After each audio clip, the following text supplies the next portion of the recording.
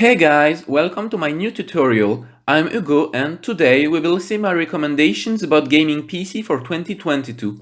So we'll talk about the internal components and the peripherals you need. Let's begin. Buying a gaming PC is a big investment. Pre-built PCs don't need DIY skills but cost a lot. Building it yourself allows you to control the components and it's cheaper, but you can make mounting errors. Whatever your choice, here are my recommendations. Let's start with internal components. They will determine your PC's performance. The central processor unit is the brain of your computer.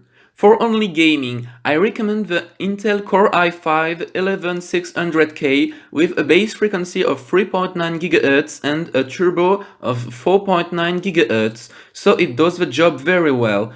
It's £210. The random access memory allows temporary storage of data for machine usage. Capacities are limited by the number of your motherboard's memory slots. For gaming, 16 GB are efficient, so I recommend the Corsair Vengeance LPX DDR4 for £50. As a storage, hard disk drives are stronger and cheaper than solid-state drives, but SSD are faster and prices go down. So I suggest you the £140 500GB Samsung 970 EVO SSD with the £88 2TB Seagate Fire CUDA. The graphical processor unit has a big impact on your gaming experience, so you need to balance performance, price, features and efficiency.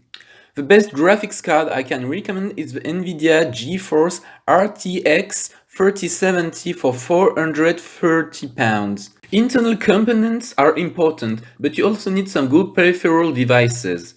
Monitor is a key element for a good gaming experience. I recommend the £320 Dell S3220DGF with a 31.5-inch screen size, 1440p resolution and 165Hz refresh rates. You can choose the keyboard you want, but most gamers prefer mechanical keyboards. My recommendation is the £220 Corsair K95 RGB Platinum.